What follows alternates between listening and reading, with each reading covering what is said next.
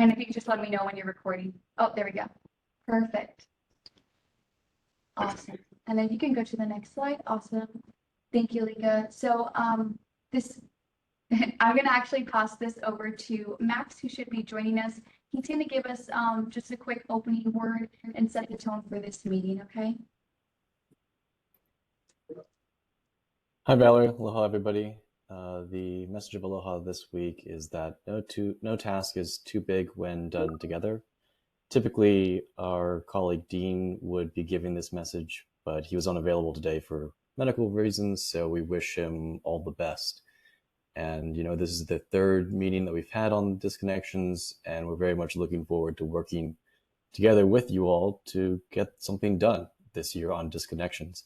And we appreciate everybody who dialed in from across the mainland to share with us their knowledge and experience, and all of you for sharing your time today. So without further ado, I'll pass it back to Valerie to go on ahead. Thank you so much, Max. And just like Max said, I'm really looking forward to this meaningful discussion today. With that quote, I just encourage us all to not think about just tracking the disconnection, but how to prevent them and what the solutions look like. So for today's agenda, like I just went over the welcome and meeting overview, we'll have presentations from Energy Justice Lab at Indiana University, from Fresh Energy, the California Public Utilities Commission, Massachusetts Attorney General's Office, and University of Pennsylvania. We have a speaker from there as well. Following each presenter, there will be about 5 minutes or so for some questions, and then we'll even have some time for questions reserved at the very end, along with our closing and next steps. I do, however, highly encourage you guys to write down any questions you might have, just in case we don't have time to address them today. We can definitely address them at a later time. If you can go on to the next slide, Alika. Thank you. Some logistical notes is that we will be taking notes during this meeting. Statements recorded in the notes will not be attributed and will be filed to the docket record. Like I mentioned before, the meeting will be recorded and it will be made publicly available on the Commission's YouTube. If you're having any technical difficulties, please reach out to the email that's included down there, or like I had mentioned about the chat, you can do that as well. And go ahead and go to the next slide, Alika, please. Perfect. So some meeting norms for today: practice democracy of time. Consider new possibilities and push the envelope. Respect and appreciate others' unique and lived perspectives, and utilize the bike rack to park useful insights outside today's scope. We have quite a few presenters today, a lot of information, so please be mindful that we are constricted to 2 hours. However, I still want people just to think of and be open to new ideas, think of different questions to ask. And like I mentioned, if we don't have time to answer them today, we will always have another opportunity. Go on to the next slide, please. Perfect. So just a meeting overview. This is now our third disconnection meeting in the series that we've been having. Our first meeting was held in October, where, if you guys remember, we had Hawaiian Electric, KIUC, and Division of Consumer Advocacy were speakers. They talked about disconnection from their end. And then our second meeting was held December 9th, where we gained insight from the community-based organizations that actually directly supported individuals facing disconnection notices. So today's meeting is going to be from different advocates, as well as people that have made policies regarding disconnection. So today's meeting is supposed to help us learn more about best practices, policy solutions, and research-driven strategies to address utility disconnection. So we've kind of just been moving that along and getting different perspectives. Go ahead into the next slide, Alika. Thank you. So I'm going to go ahead and present the first presenter for today, and that's going to be Dr. Sonia Carley and Dr. David Konuski. And they are both from the Energy Justice Lab. I just want to give you guys a quick brief overview, but Sonia Carley is a Presidential Distinguished Professor of Energy Policy and City Planning at the Stuart Weitzman School of Design and the Mark Allen Hughes Faculty Director of the Kleinman Center for Energy Policy at the University of Pennsylvania. She co-directs the Energy Justice Lab and is a university fellow at Resources for the Future. Her research focuses on energy justice, electricity and transportation markets, and public perceptions of energy infrastructure and technologies. David Konuski is the Linton K. Caldwell Professor of Environmental Studies and Associate Dean for Research at the O'Neill School of Public and Environmental Affairs at Indiana University, Bloomington. Konuski also is co-director of the Energy Justice Lab along with Dr. Carley. His research and teaching focus on environmental policy and politics, the U.S. energy transition, policy implementation, and public opinion. So without further ado, please welcome Dr. Carley and Dr. Konuski. Wonderful. Thank you so much. Mahalo. It's lovely to be here with you all today. I plan to take the lead on the presentation, and David and I will field questions together. And we also have our lab manager here, Allison Nassen. So it's a pleasure to all be here together. I will note that I am in the middle of a thunderstorm outside. So if I happen to lose power, hopefully others can, David will pick up where I left off. So the plan for this brief presentation is to talk about some of the research that we've produced at the Energy Justice Lab on energy insecurity and utility disconnections, where first we'll talk about the prevalence of the problem, and then we'll turn to some policy solutions that we've been working on in our research. Next slide, please. So just to start by grounding us in some statistics, and apologies if in your former discussions you've gone through some of these before, but each year in the United States, over 1 in 4 households experience some form of energy insecurity.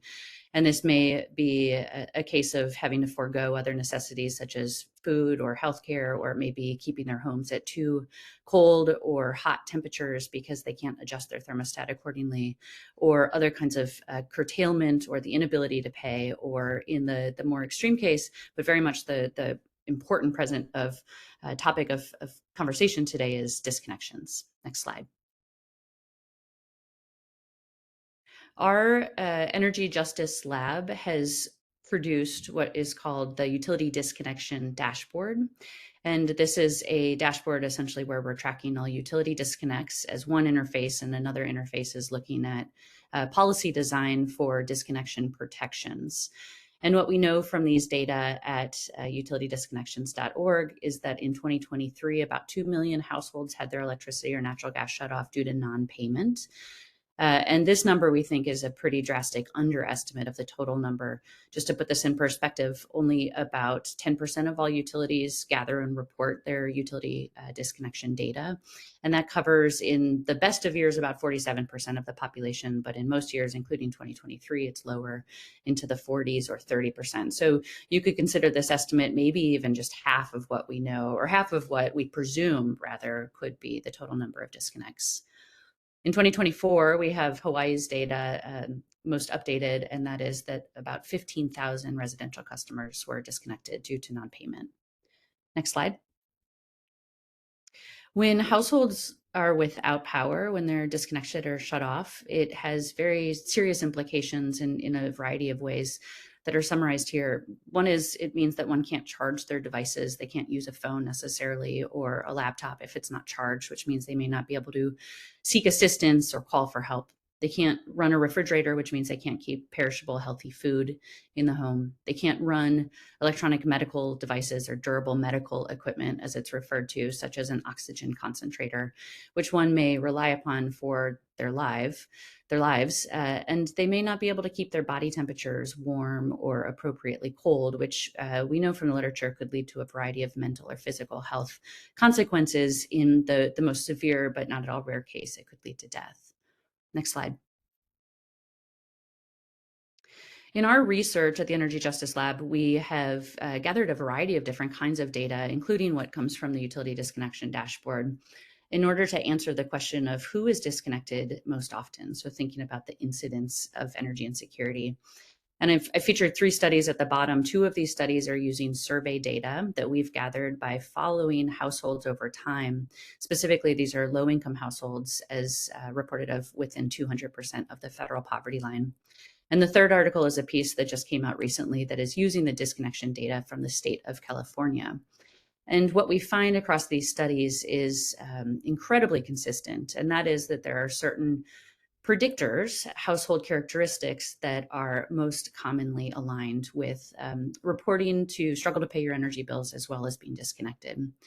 So we find across these studies that households of color, specifically households that identify as Black or Hispanic, are significantly more likely to be energy insecure and disconnected. Those households with young children under the age of 5 are more likely to be disconnected than households with no children or with children over 5. Those households with an individual who relies upon a electronic medical device are more likely to be disconnected. And those that have poor or deficient or inefficient kinds of housing conditions are as well. Next slide. Now, we also have recently released a study on durable medical equipment or electronic medical devices, which is a pretty simple analysis, essentially, that makes calculations as to how much one's bill increases every year as a result of relying on certain medical equipment. So in the study, we looked at 11 different DMEs or durable medical equipment. And this you can see is a map across the states. And I'll just draw your attention to Hawaii in the corner. We find that the annual cost of operating an oxygen concentrator at approximately the average amount of use of this oxygen concentrator would increase one's energy bill by over $500 in a year, which is partly, we think, what explains some of the high incidence of those who rely on electronic medical devices to have disconnections. Next slide, please. Now, there are a few other things that we find in our research as connected or exacerbating energy insecurity. One are weather patterns. So we find in the study that I mentioned a moment ago in California, that in those regions of California that are hotter, that disconnections tend to be much higher during the hotter months. And in those regions in California that tend to be slightly colder, tend to have more disconnections in cold months. Next slide. We also ask questions in our research about what households do when they're struggling to pay their energy bill or avoid a disconnection. So here the question is, how do households cope in these circumstances? And we've tracked through the same survey data that I mentioned before of those, a representative sample of low-income households. We've tracked what kind of financial and behavioral strategies households use in order to get by. And I'll draw your attention to a few statistics here. One is over half of all low-income households use some kind of coping strategy. The second is that the majority of them use multiple strategies at once. And the third, which is really evident in this graph here, is that the most common strategies, which are represented in dark blue, are also the riskiest strategies. So here we find that across all low-income households in the United States, approximately 27% accrue debt on a regular basis, and 26% use certain strategies, typically to stay warm. Now, these strategies might include things like burning trash in your home or flaring your gas oven or opening your gas oven in order to provide space heat. 18% of households balance strategically across their bills, paying down 1 month, let's say, of rent, and then the next month paying down their utility bills. And 17% forego other expenses such as food or healthcare. Now, the less common strategies include things like reaching out to the government for low-income home energy assistance or other kind of bill assistance program at only 11% of the population. Only 10% tap their personal networks. And one thing that we quite honestly found very surprising is that only 6% of households report calling the utility company when they're struggling to pay their energy bill. Next slide. Now, we've also found in our research that one of the leading indicators of whether a household is energy insecure is whether they've been insecure in the past. So what this is showing is essentially 3 different metrics of energy insecurity. The far right one is disconnection, but you can see that for those that report that they struggle to pay their bills or are disconnected, more than half of them have been in that state before. Next slide. Which I think really reaffirms this cycle, if you will, of energy insecurity, where a household might first struggle to pay their bills, be disconnected, but then they're in this state where they may have shut-off fees, reconnection fees, they may lose their accounts, they may have legal fees, they may lose everything in the refrigerator and have several $100s of debt, essentially, that they're set back. which then leads to the next month in which they struggle to pay their energy bills. They may be identified as a risky customer, and they may be shut off going forward. So this is this kind of pernicious cycle, if you will, of energy insecurity. Next slide. If you could just click a few times to make it through this slide so that everything's showing. Now, these are different measures of energy insecurity, struggling to pay a bill all the way through being disconnected. If you keep hitting forward, if you don't mind. Great, perfect. So on this bottom half of this slide, you can see that there are a variety of policy interventions that we've identified as being helpful in addressing energy insecurity. On the far left are those that we can tend to think of as preventative solutions, but then there's also longer term solutions. There's protections that are in place. And I'm going to talk, if you click forward, please. I'm going to talk about a few of these in the remaining minutes I have, but I'll also note that there are a variety of utility interventions that can happen as well. And these are primarily in the billing programs that they offer, as well as other programs. And I know that several of our speakers will speak in depth to some of these other intervention sources. If you go forward, and just to identify, if you click forward, please, the policies that I'll address just very briefly is one is thinking about disconnection protections and how we can improve them or make them as effective as possible. And the other is thinking about preventative solutions, specifically residential solar. Next slide.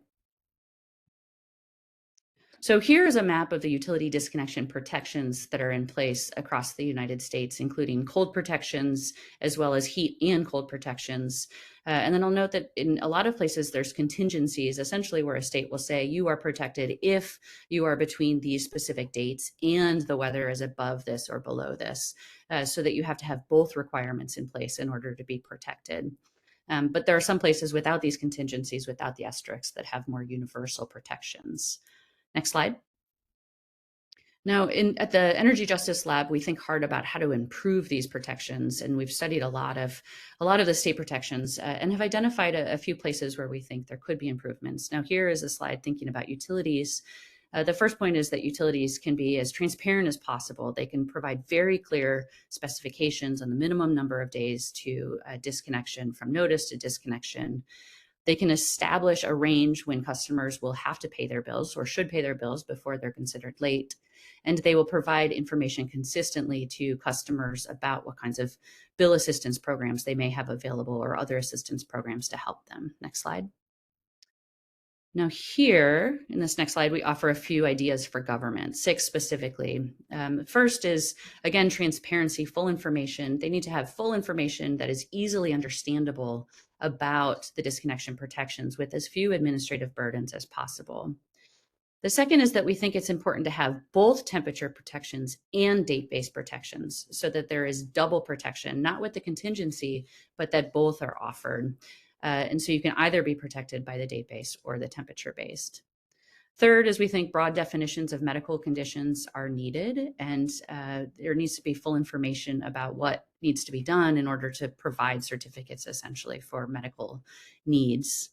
The fourth is that we think it's really important and really emphasized in our work is that there are certain vulnerable populations to energy insecurity, and we can provide protections. One can provide disconnection protection specifically for these vulnerable populations, such as households with young children or elderly individuals. Fifth, we think it's important to establish a minimum arrearage before disconnections occur and to ensure that it's consistent across customers. And finally, we think that tenants should not suffer from disconnections due to their landlord's failure to pay their bills. Next slide. Now, there are a few states that have updated their policies. This is just 3 of them in recent time periods: Illinois, Virginia, and Washington, all within the last 2 years. So all of them have strengthened either their heat protections or their date-based protections. Illinois strengthened their heat protections with a temperature threshold. Virginia created protections for temperatures above or below a certain amount, and Washington added heat protections as well when there's a heat alert. Next slide. Now I'll end on what we think is a fairly promising preventative policy solution for energy insecurity and disconnections as well, and that is residential solar. If you could scroll through this slide just a little bit, just keep hitting forward if you don't mind. What we did essentially is we gathered data on all households that had solar installed in 2021, and then we matched these samples to households that didn't have solar all across the United States. And we sent them surveys and we asked them questions. Now, the main objective was to see whether solar actually changed the incidence of energy insecurity. So we had this match sample of solar and non-solar households. If you could keep clicking through, that'd be great. I will note this study actually just was published this morning, so it's available now. Next slide. Here are our results. So we find that those households with solar are 46% less likely to receive a disconnection notice, 44% more likely to be able to pay their energy bill, 34% less likely to forego other expenses, 21% less likely to keep their home at uncomfortable temperatures, and 15% less likely to reduce their energy consumption. Next slide. So I'll just end here just with a very brief summary of the findings from across this presentation. We find that energy insecurity and utility disconnections is a pervasive problem across the United States, affecting millions of households. There's uneven incidence in terms of geography and specifically sociodemographic characteristics. We find evidence of cycles of energy insecurity, and we know that households use dangerous alternatives.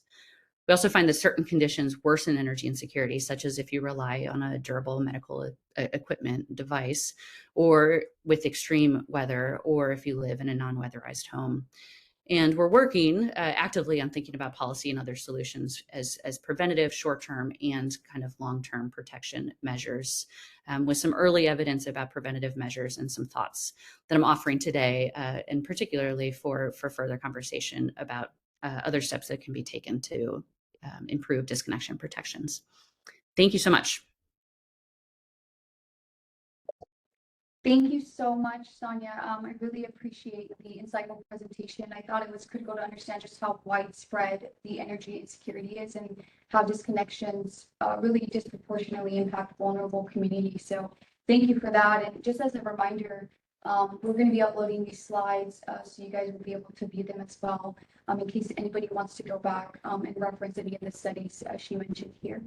So thank you, and great on time, Sonia. That was like perfect. I didn't have to say anything, so that was amazing. Great. I'm going to go ahead and welcome. Sorry, I'm going to go ahead and. You don't know what it is. I mean, people. I mean, you have to be an AI user. Yeah. I think you're right. AI will even make the case. It's good for everyone. Sorry about that. I'm going to open it up to some questions. So for about 5 minutes, if anybody has any questions, please feel free to raise your hand and then we'll go ahead and call on you. Or feel free to enter it in the chat. I'll also read off those questions. And I will provide the link once I'm done. Just in a few minutes, I'll drop the link into the chat. No worries. I see a question in the chat. Oh, that's you're addressing Kyle's question about the link to the rooftop solar. Perfect. Are there any other hands raised? I can't tell.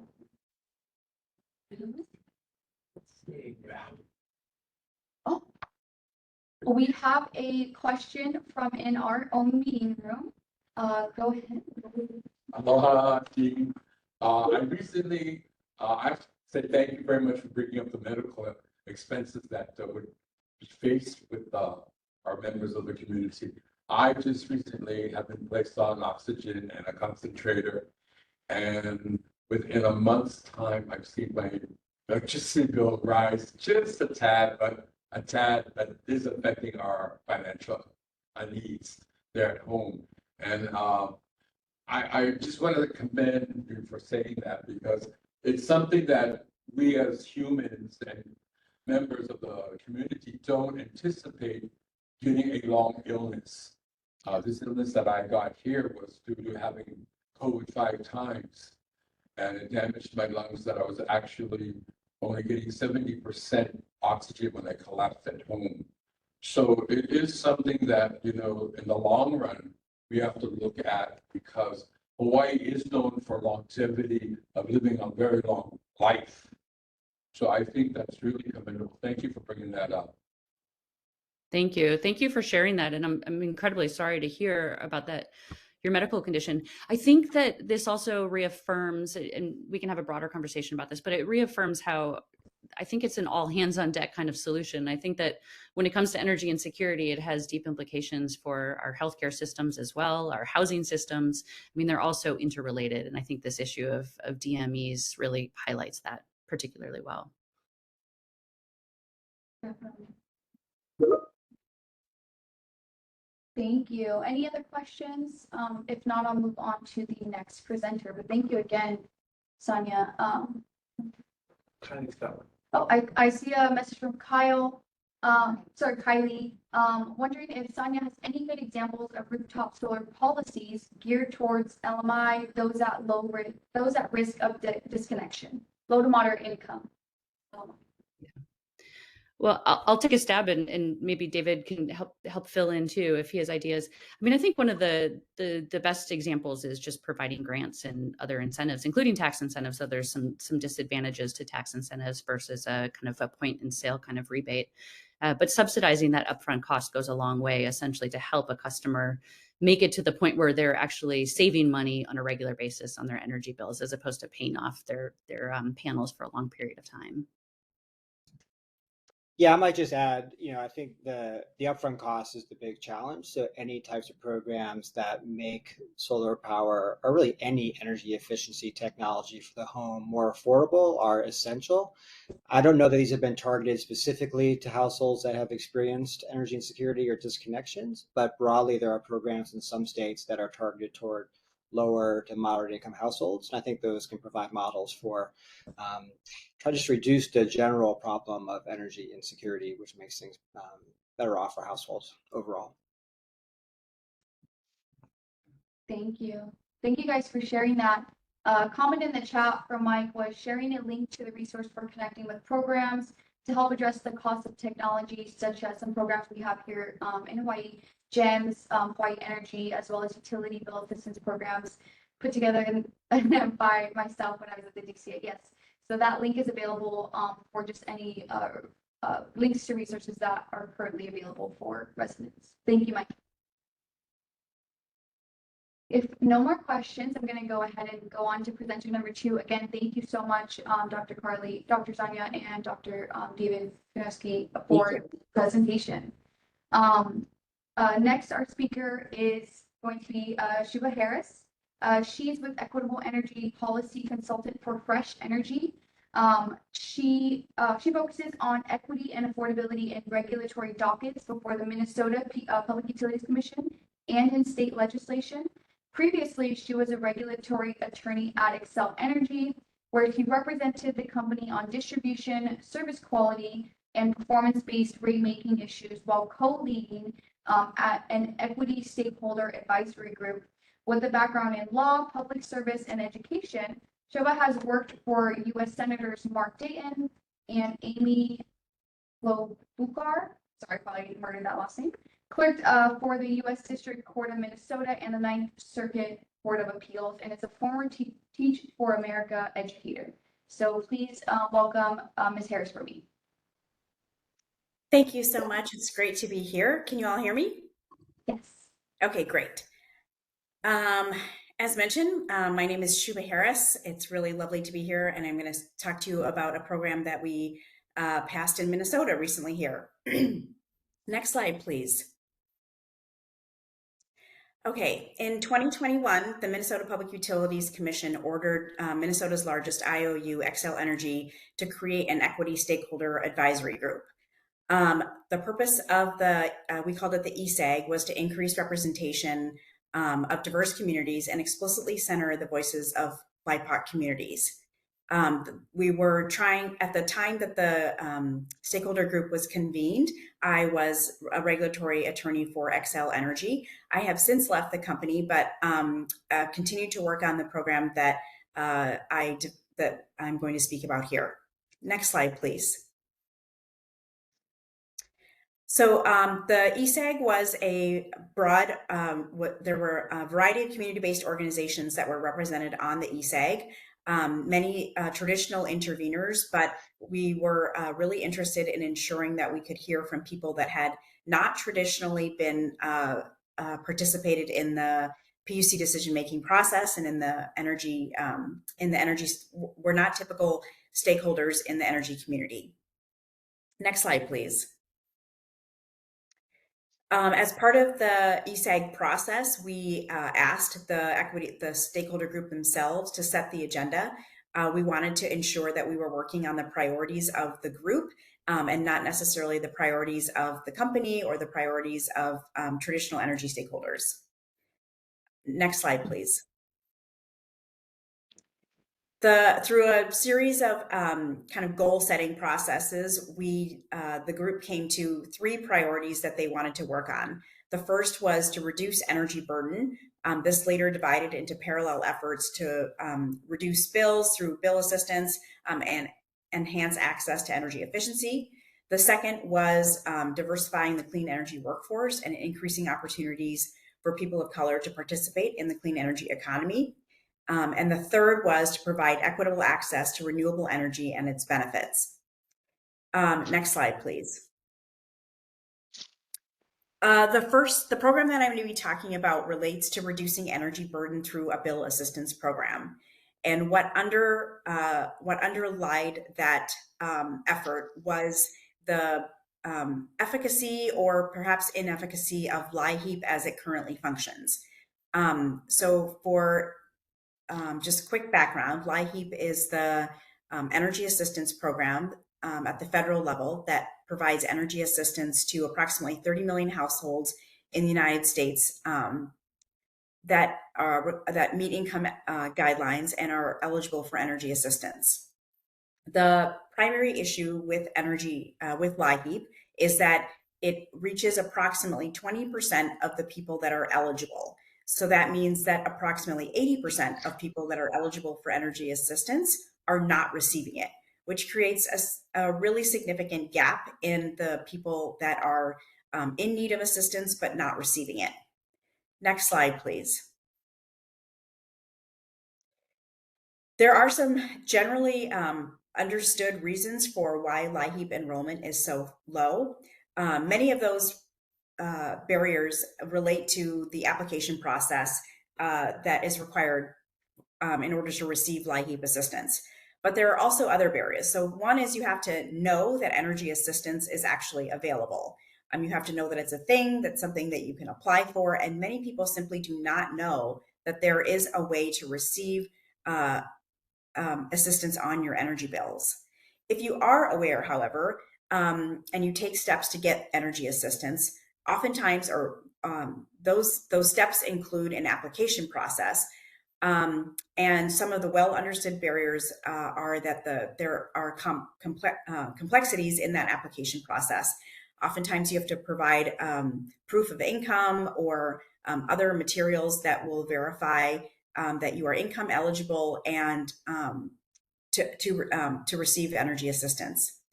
There is also a significant stigma associated with applying for assistance that the research shows that many people do not want to go through the process of applying for energy assistance because it is difficult to ask for assistance, even though you may very well need it. And then oftentimes when you apply for energy assistance, you have to reapply after a year or after 2 years, making it a fairly resource-intensive process for people that are already struggling, oftentimes with multiple jobs, with children in the home or elders living in the home. Next slide, please. In addition to LIHEAP, there are oftentimes utility assistance programs that are on top of LIHEAP. But the primary issue with those utility assistance programs is that they often also require LIHEAP eligibility or some type of application process. So you have people that are in need of assistance, but again, having to go through the LIHEAP application process or some other type of application process, which the research has shown is creates barriers for a lot of people to receive assistance. So you have oftentimes the hardest to reach being left behind because they are unable to go through these application processes or are met with the variety of barriers that people encounter when they're trying to receive energy assistance. Next slide, please. So this problem of the low enrollment of people in energy assistance was one of the guiding principles that led the stakeholder group to look at whether there were ways to deliver assistance to people without going through an application process. So we developed a pilot program that eliminates the need for customers to go through an application process, and using available maps and census data automatically delivers energy assistance to certain high energy burden customers. A petition along these lines was filed at the Minnesota Public Utilities Commission in February of 2024, and it was just approved late last year. If you can go to the next slide, I'm going to talk a little bit about the mechanics of the petition. So in Minnesota here, we have some maps that the Minnesota Commission has ordered Xcel Energy to create that helped us to identify where are the high, low income areas and where are the high energy burden communities. So if this slide shows a screenshot of the map, the blue outlined area is a census block group in North Minneapolis with a very low median income. As you can see in the pop out, the median income in this census block group is $18,358, so very low. There are a variety of other metrics that are displayed on this map, but I'm going to ask you to jump down to the 15.71%. That number is the percent of people in this census block group that are currently receiving some type of energy assistance, either LIHEAP or the ratepayer assistance program, utility funded ratepayer assistance program in Xcel Energy service territory. As you can see, that number is 15.71%, which is very, very low. Virtually everyone, based on the income, median income in this census block group, virtually the vast majority of the population in this census block group should be receiving energy assistance. But as you can see, again, the current participation is very low. If you can go to the next slide, please. This slide is a screenshot of some of the data that we extracted from the maps. It shows the median household income in various census block groups. And on the far right, it shows the percent of customers that are receiving energy assistance currently. And then the middle column, the energy burden column, is the energy burden in each of those census block groups. So the far right column shows you that with each of these very low census, median income census block groups, the corresponding level of energy assistance participation in those census block groups is very low. Again, the one that I showed you was 15%, but it is anywhere between 0 and 21% in Minnesota. This is not all of the census block groups that are low income in Minnesota. It's just a snapshot of them. So what we did was we, in Minnesota, identify these very low income census block groups and what their corresponding energy burden was. You can see the energy burden column, as I mentioned. And we basically said, well, let's use this map and the census data that we have and the energy burden data that we have to provide every person, every premise in these census block groups with an automatic bill credit that will reduce their energy burden down to 4%. And I should say this is their electric energy burden. There's electric energy burden and there's gas energy burden, and this program was isolated to electric energy burden. So we calculated the amount in each census block group that would be required. We calculated the amount, yes, in each census block group that would bring this energy burden down to 4%. So you can see, because this energy burden varies by census block group, the bill credit also varied by census block group. So for example, in St. Cloud, with the median income of $28,000 and the energy burden of 5.9%, the discount or the bill credit is slightly higher in that census block group than the one in Mankato, because that census block group has a 4.08% median energy burden. And so the amount to bring that energy burden down to 4% would be smaller than the amount to bring the St. Cloud census block group down to 4%. Next slide, please. These are some high-level details of the pilot and when we approved it. So again, automatic bill credit to all premises in the census block groups with an electric energy burden above 4%. This bill credit requires no application or enrollment, and meant that as a result, there were extremely small administrative costs that the company estimated to roll out this program.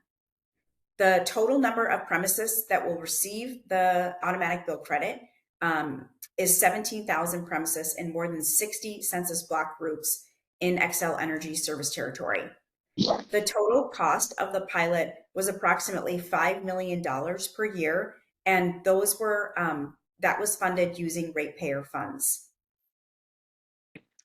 Next slide, please.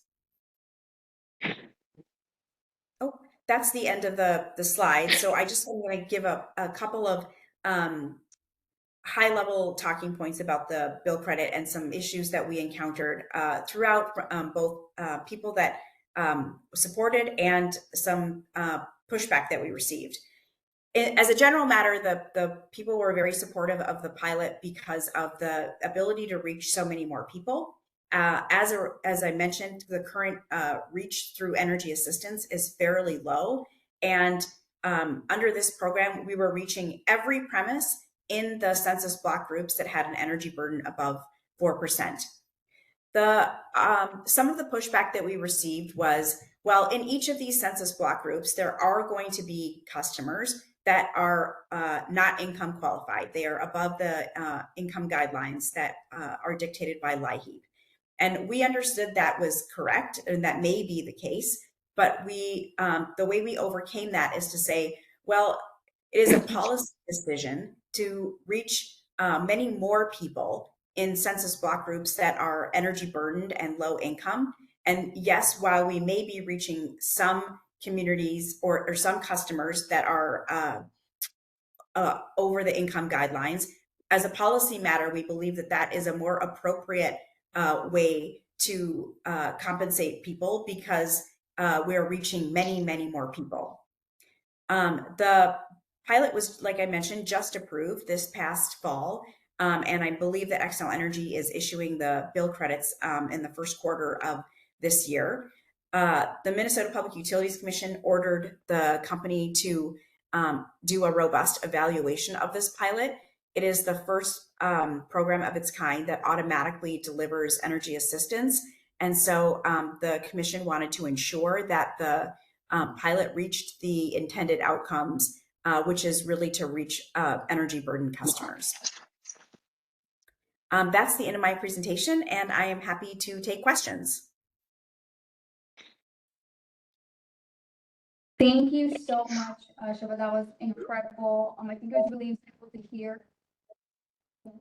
Sorry, there's like a bus going on outside, but it was just really insightful to hear about the barriers that are preventing households from receiving LIHEAP. While at the CA's office, I remember receiving calls from individuals who were unable to fill out the application because it's in person. You have to have the physical paper, and I think you have the ability to mail it in, but it has to be printed out, and so that comes with with problems with those experiencing disabilities.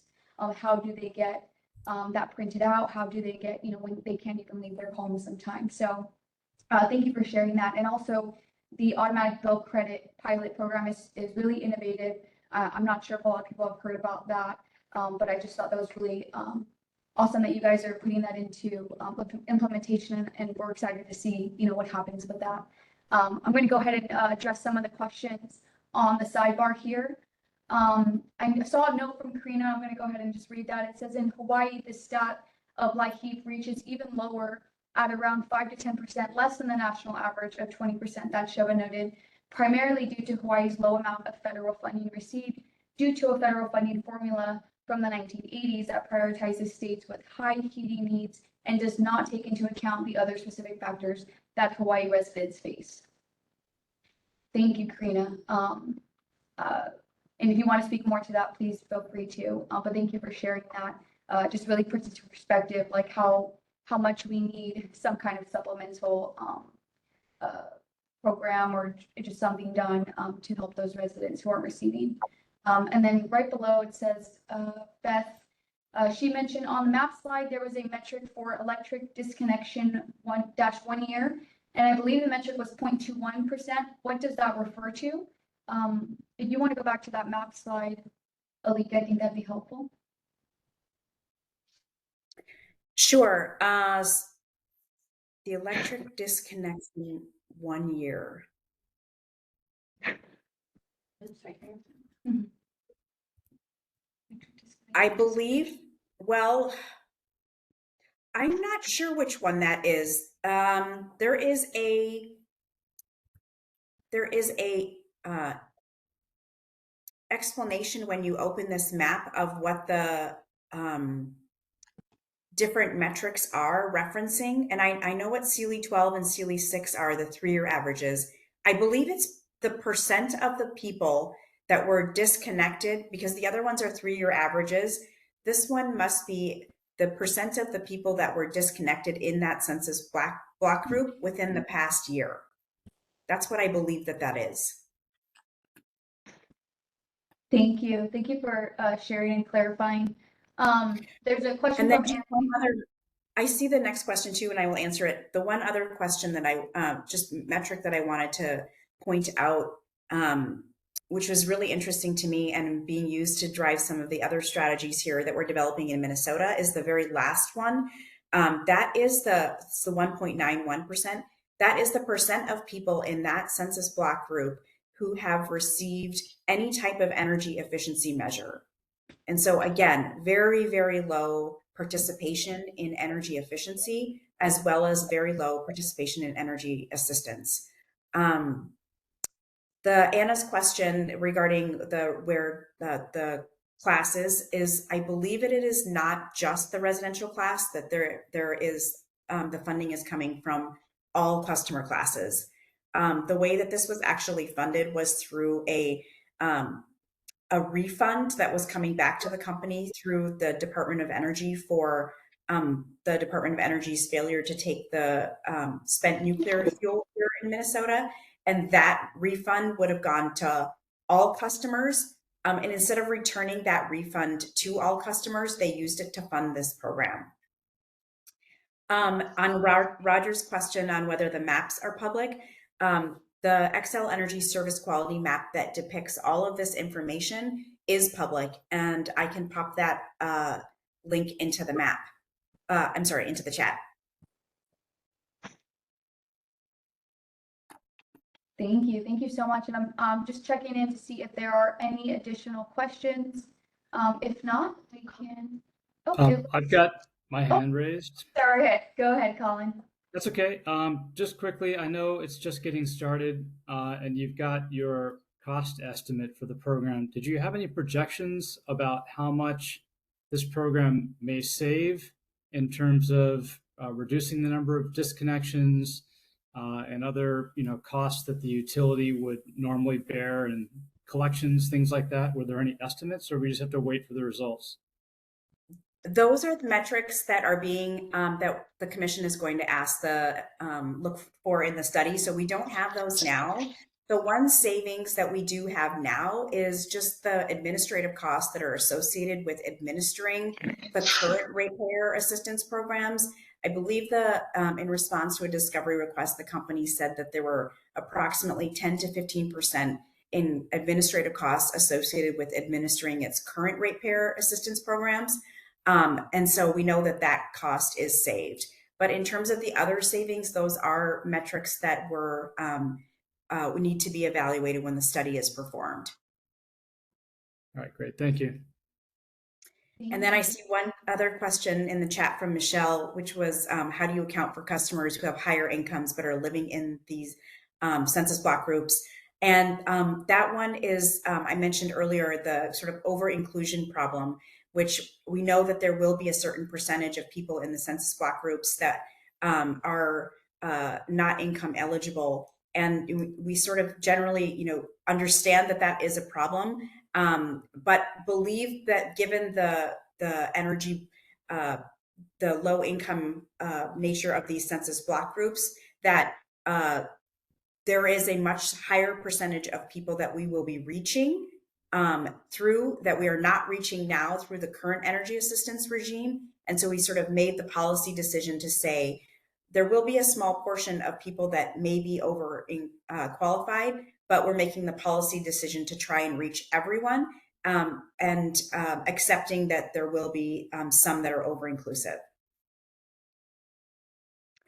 And the question about other ratepayer assistance been discontinued. No, this is a pilot program. Everything remains status quo in terms of the company's other assistance programs.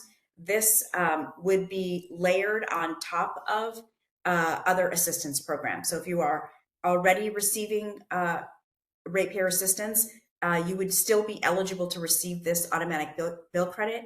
It was administratively simpler to go ahead and layer the assistance on top of current ratepayer assistance programs. And in addition, there was a belief in the stakeholder group that designed this program that more assistance and deeper assistance is really beneficial for customers. I see a couple more questions, and then I'll look to you if there are time considerations, and I'll pop my email in the chat. In terms of splitting the census block group, I guess I'm not entirely sure how that would work. The census block group was used because it's tied to census data and the smallest geographical area for which we have information. And so if we were to split it, we wouldn't be relying on any census data. It would be kind of an arbitrary split, I think. I'm not sure what justified basis we'd have to split that, but happy to, if that person wants to contact me to think through that a little bit more. And then in terms of whether there is an opt-out clause, yes, there is an opt-out clause. So if you identify as being higher income or for any reason, if you identify, so many people in lower income communities, feel that there are other people that need help more. So if you want to opt out for any reason, there is an opt-out option. Thank you. Thank you. And if you could, like you had mentioned, put your email in the chat. That way, if anybody has any other questions pertaining to the pilot or just your presentation in general, they can go ahead and reach out to you. We're going to go ahead and get started with the next presenter, just so we stay on time here. Again, thank you so much, Sheba, for the presentation and just the insightful material. I think it was really valuable for all of our viewers here today. Our next presenter, thank you. Our next presenter is Paul Phillip. He is from the California Public Utilities Commission. He oversees the electric rate design section of the CPUC Energy Division. He worked on developing statewide pricing strategies, dynamic pricing programs, and the CalFuse framework. His career includes work in climate strategies, renewable procurement, market development, and energy policy advising. And he holds an MPA from Harvard Kennedy School and a BA in economics and English literature from UCLA. So without further ado, Paul, you have the, what is it? What's the term? You have the floor. I have the conch. Yeah, good to see you all. Thank you for the intro. I realized that probably could have been shortened. So I'm going to be talking today a little bit about California's kind of taking a step back and looking at some affordability issues to begin with for a few moments, and kind of the state of the state in California, and then diving into a rulemaking on disconnections that we've had live for the past several years, really for the past 4 or 5 years, but we're winding it down currently as we speak. So we'll talk about all of that. Appreciate the opportunity. And next slide, please.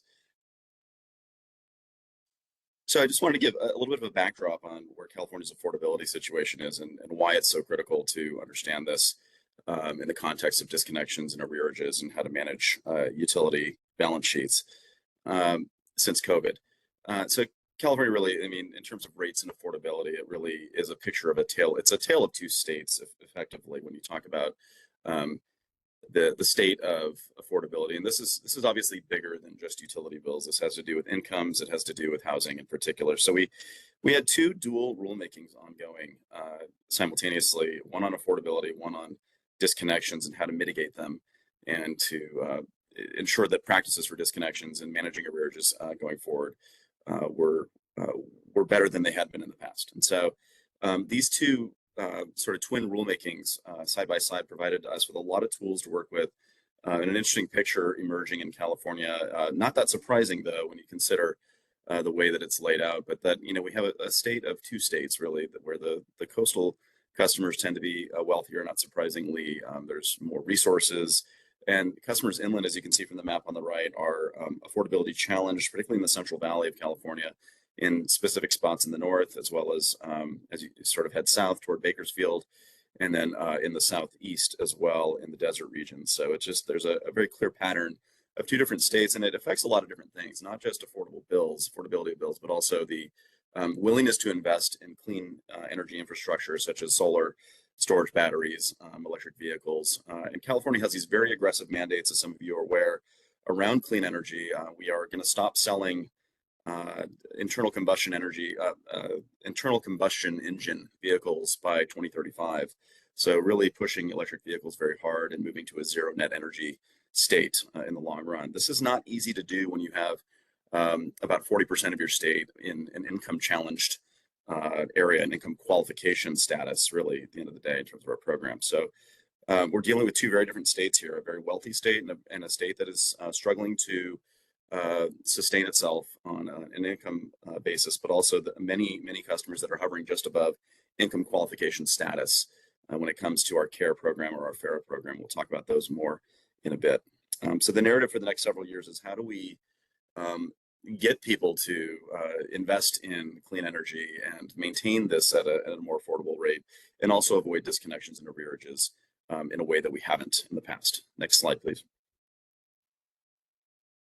And so just very quickly, some bill and rate trends. My team is really involved in the electric rate design and demand flexibility design, program design areas of energy. And so we do a lot of strategic thinking about what the right price signals are, how fast we can move into more dynamic pricing structures for customers, and how those savings might accrue in the right way through better economics and a better grid management. But we also are just very, very concerned about affordability. And so we have tools for forecasting rates and bills over the next several years based on our investor-owned utility revenue requirement projections over the next many years. And so you can see here that there's a clear storyline emerging that over the past 5 years that PG&E, Southern California Edison, and San Diego Gas and Electric are all rising when it comes to rates on a residential bundled basis. They are rising rather rapidly and exceeding inflation by quite a bit. And in the case of San Diego Gas and Electric, it's worth mentioning that they're a smaller utility. They're about a fifth of the size of PG&E or Edison,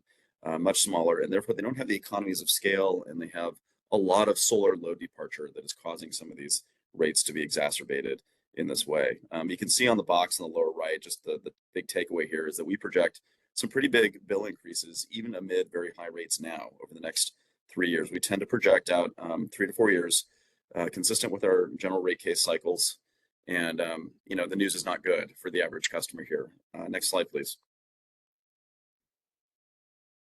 And clearly there is an interconnection between rising rates and the rate of bill affordability and disconnection threat for our customers. And so in 2017, California launched Senate Bill 598, which was intended to get the California Public Utilities Commission to look more deeply at disconnections practices, find ways to do better, and both on gas and electric, and to find new strategies and pilots to float in order to examine what the possibilities are for the future.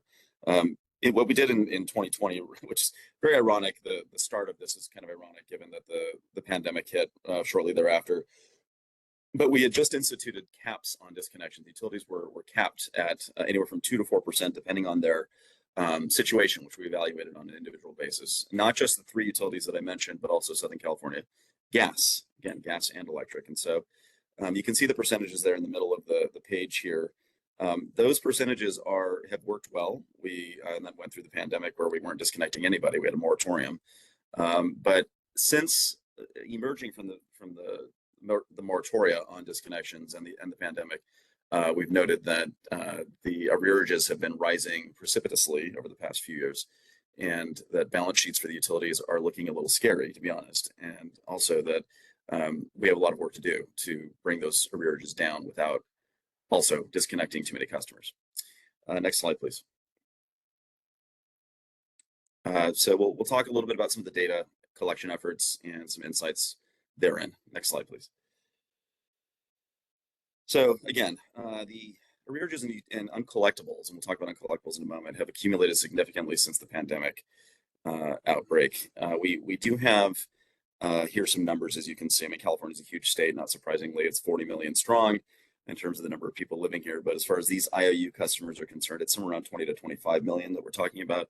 So we have somewhere on the order of about $2 billion. That's, you can see there in December, as of December of 2024, year end 2024, across these four major investor-owned utilities, gas and electric. And you can also see in the box below that we trace the numbers of uncollectibles. Uncollectibles are the bad debt write-off by the utilities.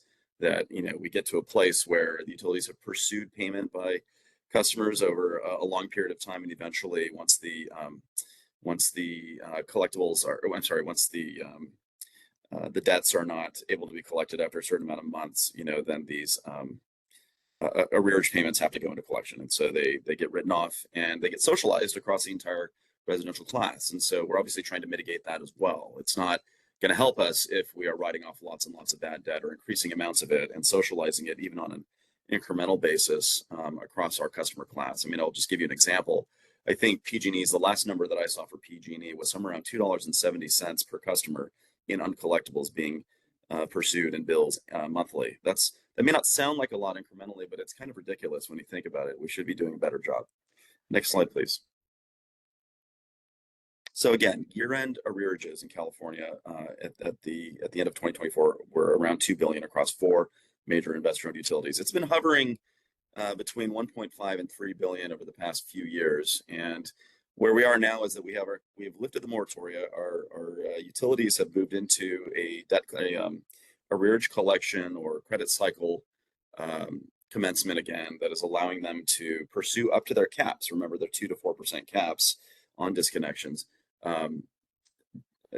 of customers as needed. And unfortunately, what we've learned is that the only real way that we can guarantee that the utilities balance sheets aren't going to be adversely affected in the long run is to maintain that threat of disconnection on some level for customers. And that's an unfortunate thing, even though we have piloted a number of solutions, one or two of which may be scalable in the future. We'll talk about that in a moment. But I just wanted to highlight that we have a California alternate rates for energy program for folks that qualify, that meet the obligations there. It's a 35% discount on electricity bills and a 20% discount on gas bills. And there are currently, I want to say, about a third of Californians are eligible for care. So that, as you can imagine, it's a lot. That again, that highlights the income disparity, the tale of two states that we talked about. It also highlights the notion that all other customers have to pay for care, you know, the subsidy here. We also have a family electric rate assistance program that is less subscribed to, but it is a 12% discount on electric bills. It is something that tends to get subsumed, it gets sort of surpassed by the care program, since the care program is more all-encompassing. And then finally, we have a few other programs as well, such as medical baseline for medical customers that need additional baseline electricity amounts for their medical needs and the like. Next slide, please. Also just wanted to say that there's, as you can see from that table, there's an even split in the amount of arrearages between the care population and the non-care population, which is kind of interesting. We'll talk more about that too in a moment. So the annual disconnections rate, this trajectory, as you can see from this chart, is not surprising given that we were trying to, that we had a moratorium in place during the pandemic. So it bottomed out to zero, and now we're kind of climbing back up as credit cycles have resumed for our major four utilities. We are doing better than we were pre-baseline, pre-pandemic in terms of the number of disconnections, and we are not doing better though in terms of the arrearages that the utilities are carrying, obviously, and those have been fluctuating back and forth. I think we're moving in the right direction in terms of the drawdown of those arrearages while also maintaining fair rates of disconnection, but there's more work to be done. Next slide, please.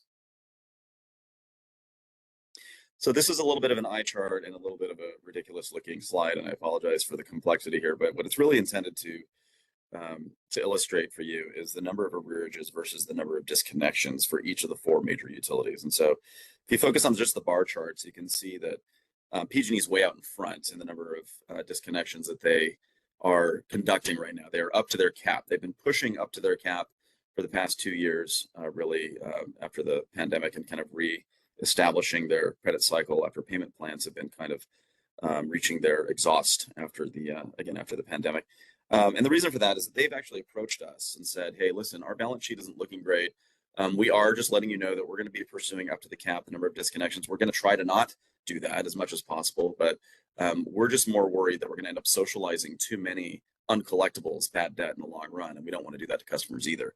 So understandably, they have moved in a direction that has been a bit more aggressive in pursuing disconnections up to their cap. And then Edison has kind of been a little bit slower to resume its credit cycle for various reasons we don't need to go into, but mainly they're billing system related.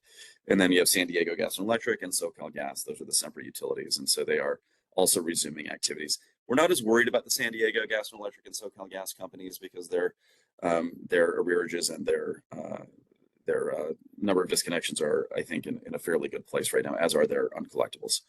Next slide, please. This one I'm not going to spend a whole lot of time on. It's not great. It's not easy to see, but it's really just intended to show you the difference between the red and the blue, which is for our electric utilities, which is showing you the split between CARE-FARA customers versus non-CARE-FARA customers in the number of arrearages the number of arrearages that they have in total right now. And I think that, that may actually kind of contradict what I said earlier about the 50-50 split. But I think what we're really trying to intend to show is that I think the utilities are more apt, obviously, to pursue arrearage drawdown and management of bills through payment plans from customers that have larger bills. Not surprisingly, I think that's really the main idea here that you should carry forward. Next slide, please. I think we're moving into a new section. That's right. So we'll talk about the pilots and programs that we've been leveraging over the past few years and where we see this going as we wind down this proceeding on disconnections and arrearages. Next slide, please. And so the AMP program is a really important one that I think has been of sort of mixed success. In fact, I would have told you a couple of years ago that it was largely unsuccessful. And so what this program was intended to do, we launched it in 2020, and it was intended to allow for a debt forgiveness payment plan option for our customers, essentially, that for every on-time payment that eligible customers were going to make, that the utility would forgive up to 1/12, right? Obviously 1 month's debt that is in arrears for each customer. So this is intended to be like a 1-year program. If successful, if you can keep customers making these payments on time, they would get anywhere from $500 to $8,000 in debt forgiveness. I mean, that's kind of those are the bookend range of potential debt forgiveness that we offer here. And what we found over time, we'll look at some numbers in a moment, but the AMP program has been really of mixed results. It's been getting better, I think, with better intervention by customer service representatives and through some of our own interventions to get community-based organizations involved in this process. But it has been a really tricky program to administer, I think, and it's really hinges on customers making payments consistently, and if they miss 2 in a row, they are kicked off the program involuntarily. So you'll see from the numbers that has been rather shaky over the past few years. So and there might be reasons for that in retrospect that we could diagnose, but we won't talk about them here. But I think some of it has to do with just the pandemic and sort of mixed messaging coming from utilities on payments, and from the state, frankly, on some cap programs which were allowed to devote certain amounts of dollars to wiping out arrearages. So there's been a lot of mixed messaging over the past few years, and I think we're finally getting back into a place of balance with regard to the AMP program. Next slide, please. And this is also an eye chart, and I was trying to manage the size of these numbers unsuccessfully right before sending this. But the bottom line here I want you to take away is that the recent AMP data updates, and we have a full year full data representation here up through 2023. We don't yet have the 2024 numbers, but we think it's moving in the right direction still. You can see in the middle of this this table that there's a cumulative percentage of AMP customers who were removed from the program due to missed payments, right? As I said before. And you can see that it varies somewhat between the utilities, between PG&E, Edison, San Diego Gas and Electric, and SoCal Gas. For the most part, what we're seeing, at least between 2022 and 23, and I think we're going to see in 2024, that the needle is moving in the right direction, meaning we're not removing as many customers as we once were. Again, I think due to mixed messaging and just people not being used to the program, and also not having the right levels of intervention by customer service reps and CBOs to help sort of help with the case management services that were needed here to help customers understand the program better.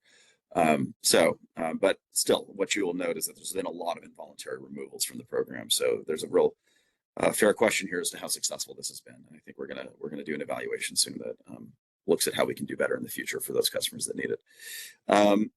Okay, next slide, please. And we're moving quickly toward the end. I know we're running out of time here. The percent of income payment plan is another pilot it's a pilot that we launched a couple of years ago, and I think has been largely successful. It's to my mind, it was also very highly sought after by customers, and the enrollment happened very quickly. So, not surprisingly, what this is it puts a cap on the bills for participants that are eligible. You know, and what it's saying is that we're basing this on a household of 3 at 50 and 150% of federal poverty guidelines is really the eligibility criterion here. But then the target energy burden of 4% total, so 3% for the electric customers and 1% for gas. And the bottom line is that it is a debt forgiveness program as well. It's based on income, and it limits the amount of it puts a cap on the energy burden for both gas and electric. And it's currently under review by an independent evaluator. We will have a report that I am currently reviewing. It's rather long and very exhaustive and really excellent, actually. And I think overall is something that we're proud of. I think it's it's not to say that there weren't problems or issues with communication and or certain customers not doing as well on this program as we would have thought. But in my mind, this is a successful pilot that could potentially in the future be scaled. I just worry about the cost of the program. And so we're going to evaluate that as we think about a succession plan going forward with how we, in the post-COVID world, how we allow for customers to perform better, the ones that need it most. Next slide, please. And then finally, we have a pilot that is ongoing right now that just launched last year, community-based organization arrearage case management pilot. This is what I was talking about earlier with regard to the AMP program, the arrearage management plans that we have out there. We were finding because they weren't, again, there was a lot of involuntary removals from AMP and maybe not as much socialization of understanding of the AMP program and other payment planning options that customers have, that we wanted to get CBOs involved in certain zip codes where customers were having difficulty paying bills the most in the most vulnerable income districts of California. And so the CBO arrearage case management pilot is ongoing. It is an attempt to get case management services to the customers that need it, to make sure they're understanding their payment plans better, to make sure that there's a little bit of hand-holding going on where possible, where feasible for the customers that are needing the most relief in the long run, and how to customize payment plans for some of these customers as well. So thus far, my understanding is that this is going well. I view this as perhaps, if it goes well and we find that it is evaluated to be a successful program, that it might be something that we can scale in the future for the customers that need it the most as we lift the caps on disconnections in the future, which we are contemplating for the non-care population. So we do need to look at all of these programs together, all of these policies and strategies together as we evaluate the end of this rulemaking and see what we can do that's most affordable and scalable and workable to help target the vulnerable populations of California. Next slide, please. I think that might be, okay, yeah, that was the end. So I'm here for questions and happy to take questions offline as well. But thank you for the opportunity, appreciate it. Thank you so much, Paul. I think it was really helpful to hear about California's evolving approach to managing arrearages and reducing disconnections, and just hearing that you guys have a policy and that it's continuously changing as you guys see fit. It's not just a one size fits all, and there's continuous changes to better help the people that need it. We're gonna go ahead and actually move on to the next presenter. I do acknowledge that there's some questions in the chat. Paul, if you don't mind addressing those in the chat, I just know I don't want to give a presenter, I want to make sure every presenter has enough time to present. And any additional questions, if you guys can just raise them in the chat. Absolutely. And if we have extra time at the end, we will address questions once more. But I just wanted to give you some time to go over your slides. And again, if you can just address those questions in the chat, I'd really appreciate it. Absolutely. Thank you. Thank you so much. If you can just go to the next slide, Alika, I'm going to go ahead and introduce our next guest. Perfect. So for our next presenter, we have Jessica Friedman and Julian Aris. They are both Assistant Attorney General for the Division of Energy and Ratepayer Advocacy for the Massachusetts Attorney General's Office. At the AGO, Jessica has focused primarily on rate design, electric vehicle programs, solar proceeding, the Commonwealth's future of gas proceeding, and on issues relating to energy affordability and public participation. Before moving back to Massachusetts, Jessica worked at the Hawaii PUC, as well as the Office of Hawaiian Affairs and the Intermediate Court of Appeal. So you may notice a familiar face. Julian's work at the AGO focuses primarily on energy affordability, low-income programs, such as the low-income discount rate, arrearage management programs, and enhancing public access and participation before joining the AGO in 2023. Julian previously worked at the Sierra Club in the Beyond Full campaign.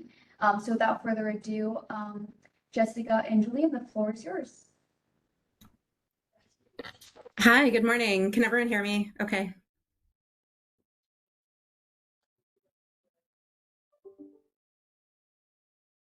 Yes. Okay, great. Sorry. Thank you. Just wanted to make sure I wasn't on for the mic check earlier. So thank you so much for having us. Just want to start off by letting everyone know the Attorney General's office houses the ratepayer advocate in Massachusetts. So it's a little bit of a different format than in Hawaii, where the Attorney General's office does not house the consumer advocate. And so our division is the ratepayer advocate by statute. So we were asked to talk about disconnection protections in place in Massachusetts. And like the last presenter, we are going to talk about some of the programs in place where that help customers avoid disconnection. And then we're also going to talk about some of our advocacy efforts that are based on communication with stakeholders, as well as a ratepayer insights brief that a consultant that we worked with a consultant on, where she did a qualitative approach to getting research from customers in the Commonwealth. Can you go to the next slide, please? Sorry, it looks like the formatting is a little wonky. So just very briefly, Massachusetts, like some other states, has several disconnection protections in place, including a winter moratorium. Our office is contemplating, supporting a summer moratorium on disconnections as well, due to, incidents of heat-related illness. We also have protections in case of serious illness for elderly residents in the state, as well as households that include an infant. Similar to a lot of other states, we did have a disconnection moratorium in place during the COVID pandemic. And unsurprisingly, we saw arrears for residential customers increase during that period. And like the last presenter from California just mentioned, we've also seen arrears go up since the pandemic. So kind of during the height of the pandemic, February 2021, compared to February 2023, and apologize, we don't yet have the data for 2024, so it's a little dated, but we have seen arrears rise. So we know that threat of disconnection is, very real for ratepayers in the Commonwealth. Can you go to the next slide, please? So there are several policies in place. I'm going to go quickly because a lot of the other presenters have already covered some of these. So for income qualified residents who are termed low income, there are low income discount rates offered by every electric and gas company in the Commonwealth. The discount rate is off the total bill. It's between 25 and 40%, depending on the company. A tiered rate was just approved for one of the large electric companies, and they plan to roll that out in the fall. And their range, based on income for the 5 different tiers, goes from 32% discount to 71% discount. And so that's intended to address equity issues and to give the lowest income residents the highest discount off their bill. And the focus is a 3.2 or 3.1% electric burden.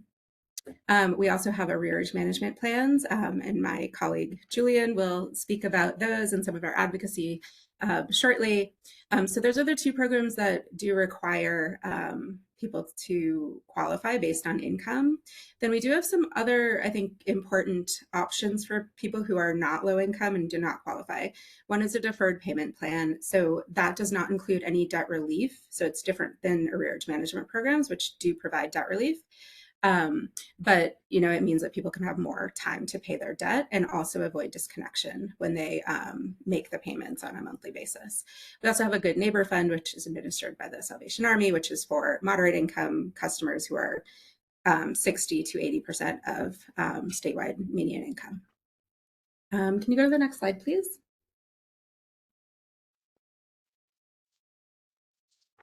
And so just briefly, it may be different in different states, but eligibility, which is there's a floor set by statute for the arrearage management plans and the low income discount rates. And that's 200% of the federal poverty level, but it ties to HEAP or LIHEAP eligibility, which is set by one of the state agencies here. So it's currently, and for a long time, has been at 60% of statewide median income. There's a pretty big difference in Hawaii between 200% of FPL and 60% of SMI. So just to give an idea, 200% of FPL for a household of 4 is around $64,000, and 60% of SMI is for a household of 4 is around $94,000. So, those are the households who are eligible for those income qualified programs. If you can go to the next slide, please. Our graphs are not as fancy as California's, but we just wanted to give a little bit of a breakdown of who is on the low income discount rate or their percentage of customers. So it ranges by company from about 10 to 27% of customers. We do have some small gas utilities and one small electric utility, and you'll see that, for example, Unitil, which has a gas and electric division, based on the location of the service territory, there is a higher percentage of customers who are eligible. And so, as I'll discuss in a moment, that means more significant costs are spread to the ratepayers in that service territory to fund the affordability programs. If you can go to the next slide. So I think actually I saw this in the chat for California, but this is just a basic breakdown of the percentage of a customer's bill going to different programs. I'm not going to go into all of these. The main one that I wanted to point out is the RAF. It's the Residential Assistance Adjustment Factor. And that is how the shortfall from low income discount rates and from arrearage management plans are collected from customers. So this is kind of an aggregate of this is for electric customers for all 3 utilities here in Massachusetts. So this is not an actual person's bill, but it's sort of an aggregate. So it's around $8. And that is compared with the energy efficiency surcharge, which is almost $16. And then, we show the electric vehicle program. So we just wanted to kind of put it in context, the percentage of a person's bill that is going to these programs, and flag that, I know Hawaii is considering a lot in this equity proceeding, but in Massachusetts, the costs for the RAF are spread to all rate classes, not just the residential class, which I think is what I heard from California. So that's one pretty notable change. And our office has flagged that we see a lot of societal benefits to people having an affordable bill.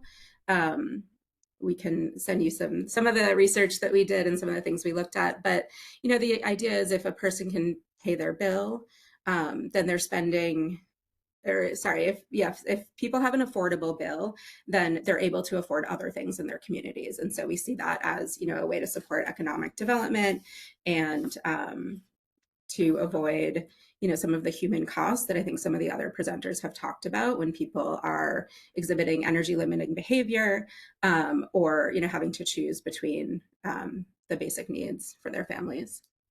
And one more slide from me, I think, before I go to Julian. Can you advance?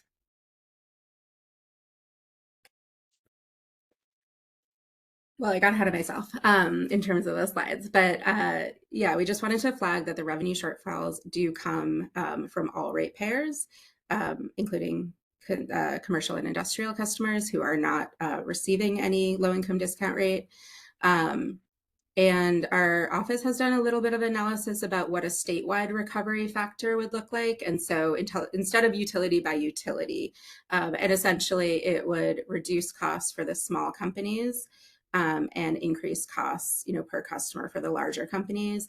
And actually, we have an ongoing affordability proceeding, and the small companies have supported consideration of a statewide recovery factor, and the large companies have not. So I think it's still an ongoing issue here in Massachusetts. And I did want to also flag, as Hawaii is sort of thinking broadly, the two programs I talked about, the low-income discount rate and arrearage management plans, they have been required by statute. And so it's pretty interesting in the arrearage management plans, kind of when it was first being developed about 2 decades ago, different advocates were, talking about whether the plans had to be effective, cost effective. And ultimately our Department of Public Utilities said, no, there's societal benefits to these plans, and they don't need to pass a cost effectiveness test. They also, have there's reporting requirements associated with the arrearage management plans, but no real benchmarks for sort of what the utility has to achieve in terms of participation rates or completion rates.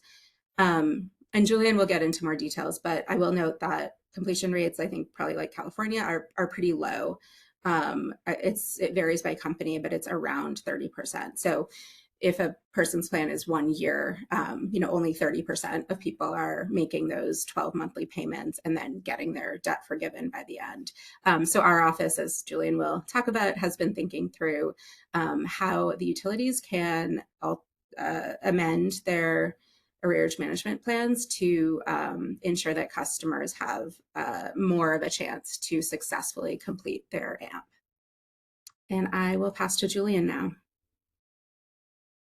Thanks, Jess. Okay, yeah, I guess next slide is where I get started. So yeah, I'm going to be focused in on AMPs, or arrearage management programs, which is the term we gave to debt relief programs, to make sure that nobody has any clue what we're talking about. And the idea is that we're going to give customers a flat, affordable monthly payment for the duration of the AMP, and then they get their debt relief basically in proportion to the length of the program is used as a dividing factor to calculate a monthly payment. And over the course of that, each month they get an equal amount of that debt forgiven. They finish it, all of their debt is forgiven. And it comes with a variety of benefits. It's of course going to help struggling customers develop better payment habits, as well as get them out of debt. And it incentivizes customers in arrearage to pay at least some of what they owe, versus paying none, which can be what happens with customers with substantial arrearages.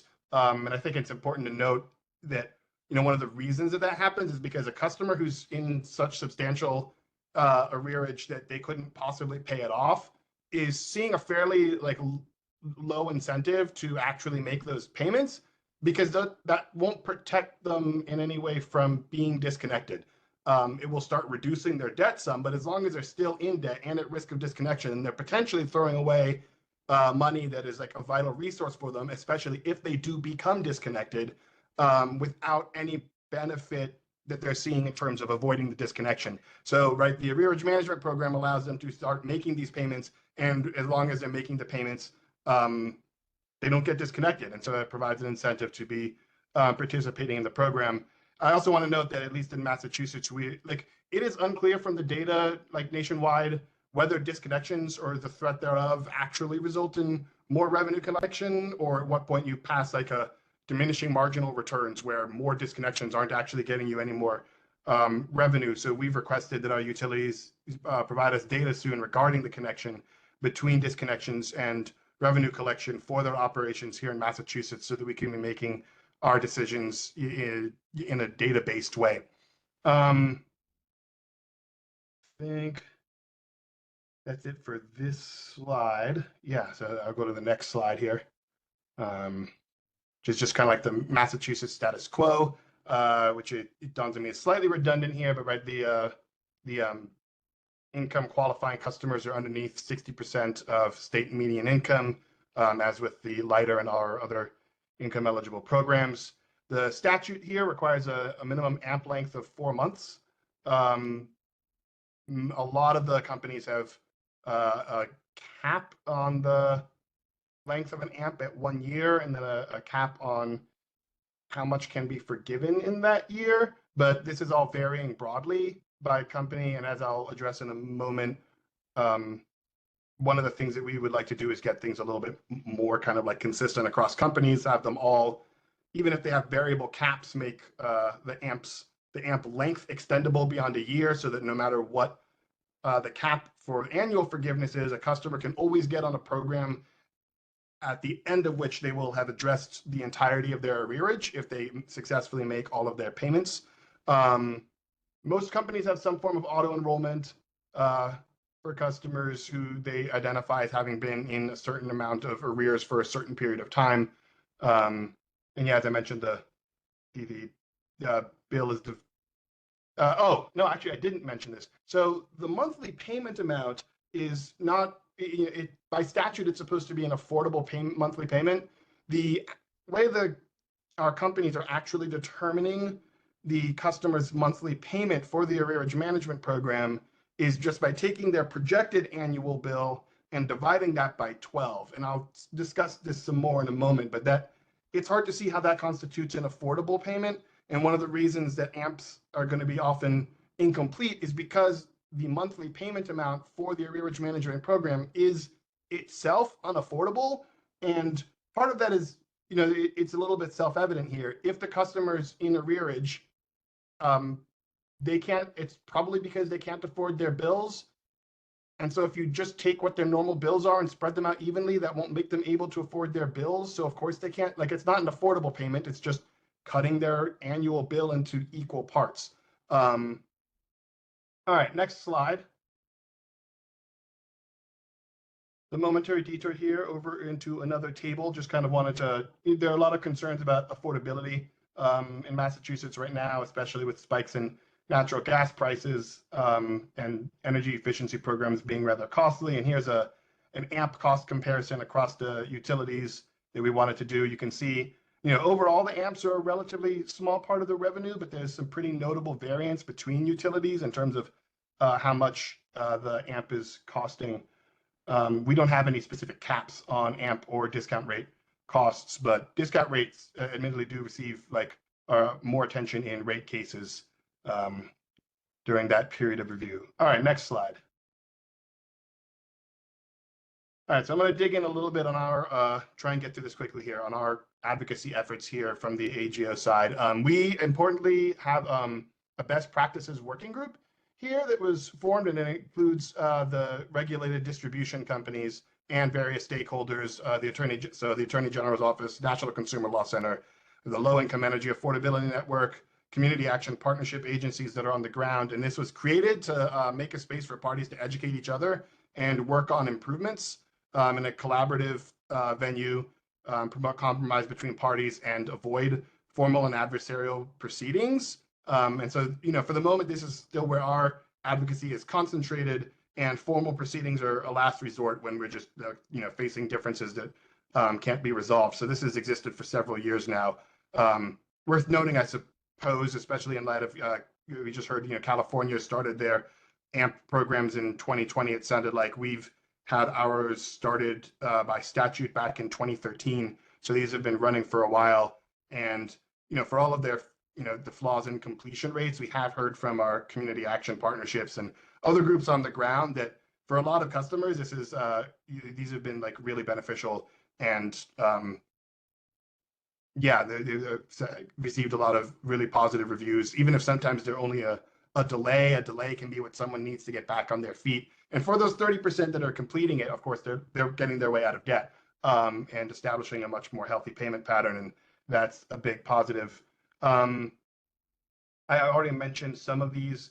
I'll kind of gloss over some for the sake of time, but we do want there to be a minimum of a 60-day grace period for missed payments, so that customers who do miss a payment while they're on their AMP have a corrective period during which they can cure their deficiency, and it won't interrupt the AMP or the benefits.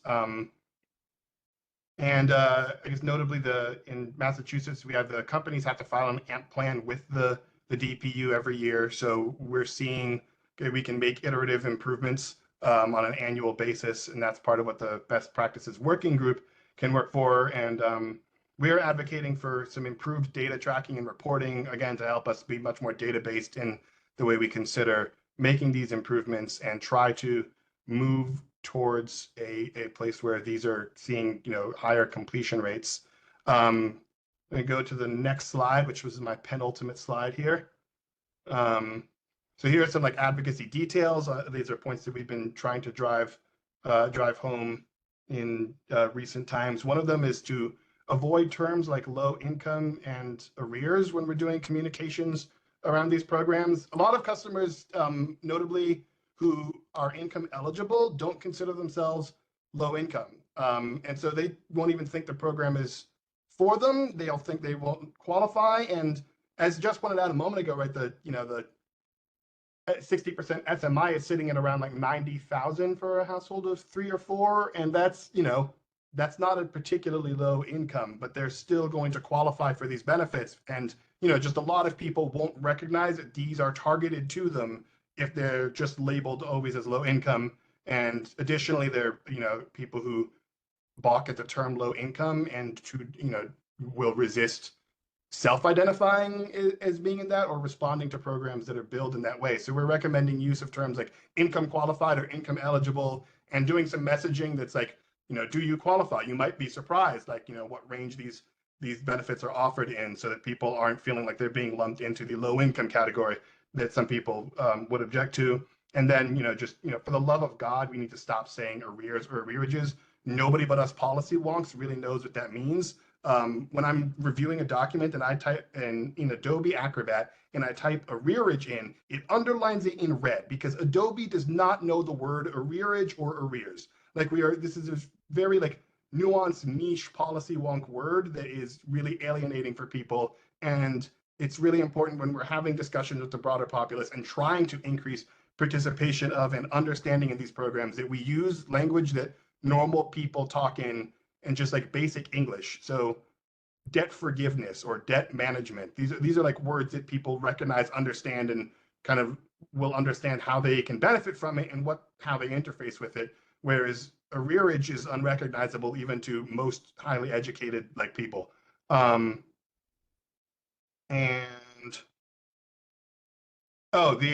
I mentioned before, affordability kind of definitionally is inextricably linked to an ability to pay. And so we're trying to work on bringing the notion of like an affordable payment on a monthly basis. And you don't know how much California may struggle with this as well, but one of the things that's going to impact the completion rate is whether those monthly payments are actually affordable. If you put a lot of customers might look at the program and even knowing that those rates are unaffordable because they're being told what their monthly is going to be, they recognize that courtesy of the rules around how long it takes to default out, they're at least getting a few months of protection against disconnection that they're desperately trying to avoid. And we know that customers are joining into these arrearage management programs fully aware of and intending to fail out and just desperate for that little bit of extra protection. So the fact that customers are agreeing to join these doesn't even suggest that the customers think that the payments are going to be affordable. They're just desperate, and we need to do a better job of considering what it means to actually have affordable payments for the customers who are joining these programs. And next slide. Yeah, I think, there's more than we could fit into 15 minutes, likely self-evident due to, I think, a failure to remain within 15 minutes, but there are some more resources. Please feel free to reach out to us. We have an ongoing energy affordability docket that's covering just a wide landscape of energy affordability and energy burden and energy poverty issues. And we filed a really cool ratepayer interview insights brief recently that was presents a series of insights based on interviews that an expert, Dr. Courtney Henderson, conducted with a series of customers of the company National Grid in the state of Massachusetts that offered some cool insights from people who were spoken to directly and able to speak to their lived experiences. And that is it for us, I believe.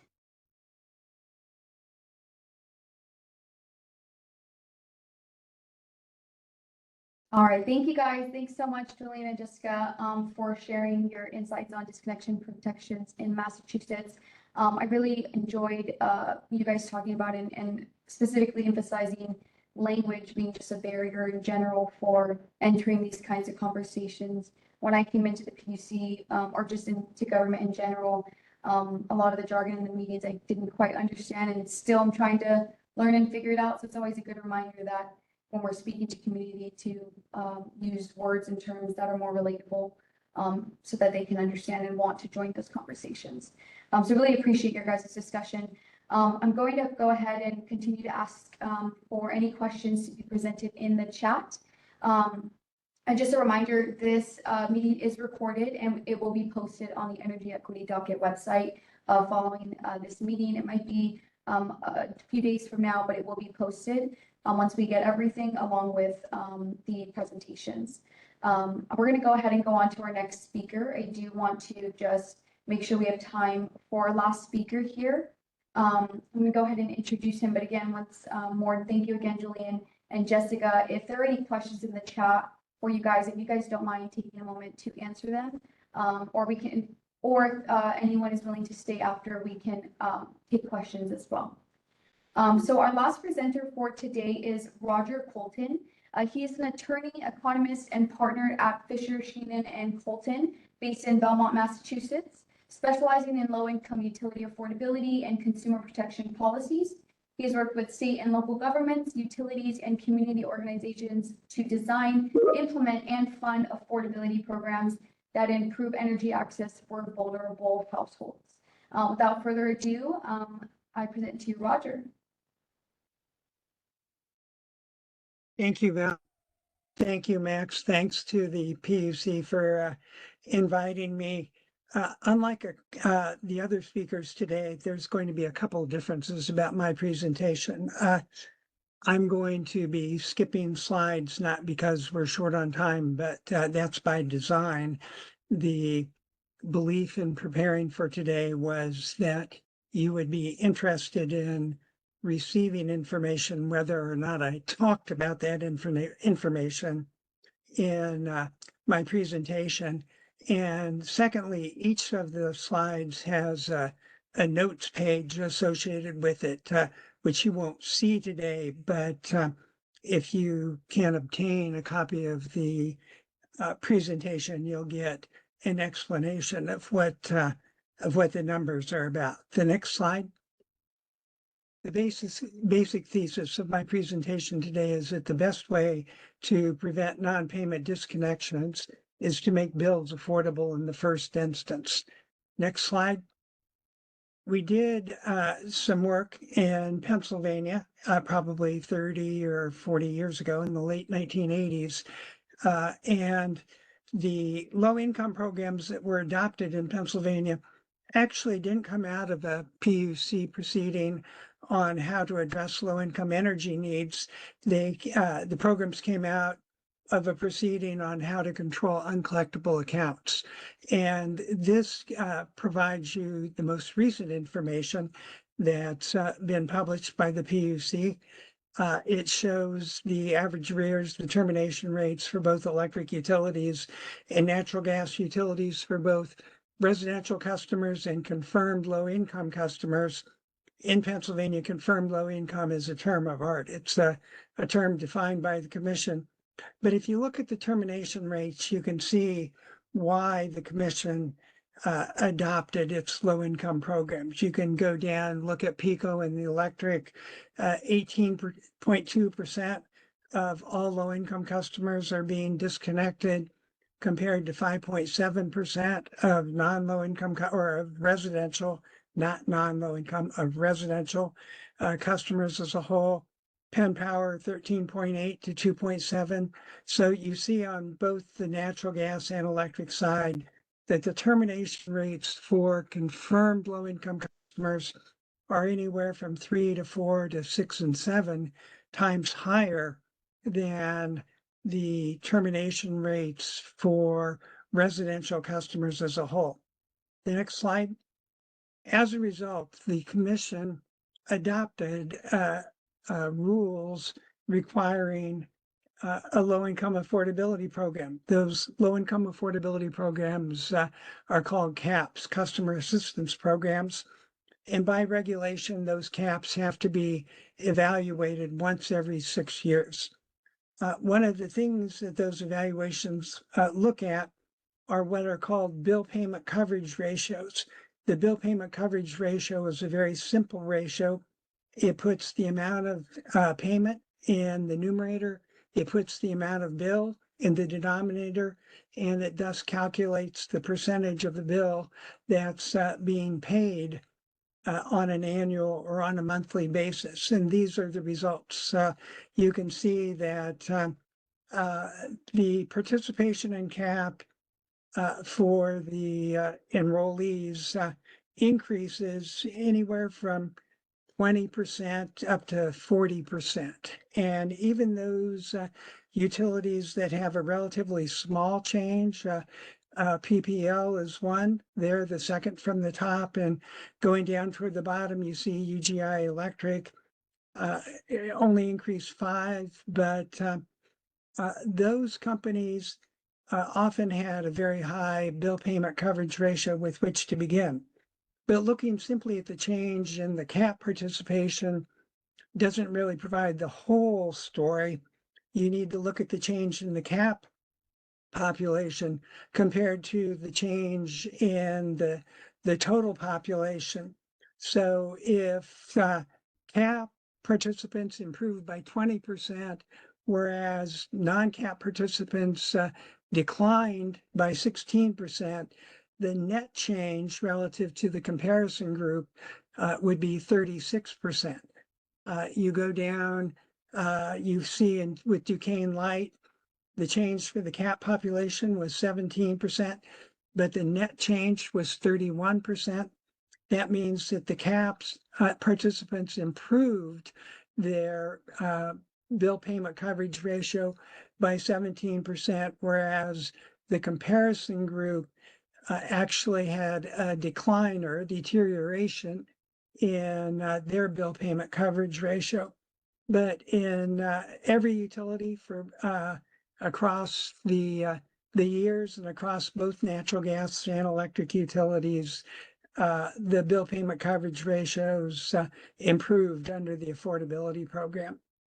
The next slide. This simply shows that this is a slide that I'm going to skip.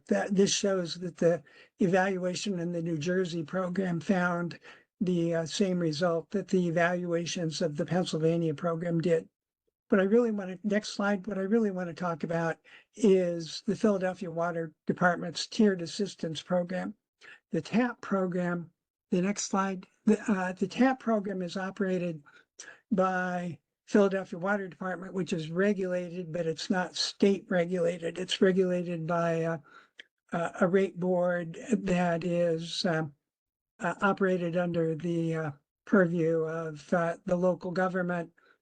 This is where TAP participants started. You see in the red chart that the percentage of people coming into the TAP program almost 100% of those customers entered the program with arrears. In the lower chart, the blue chart, you'll see that those arrears weren't small arrears, that they were big arrears. They ranged from anywhere from $2,400 to $3,500 a month. So people were entering the TAP in really major with really major payment difficulties. They then enrolled in TAP, and the next slide, we get these results.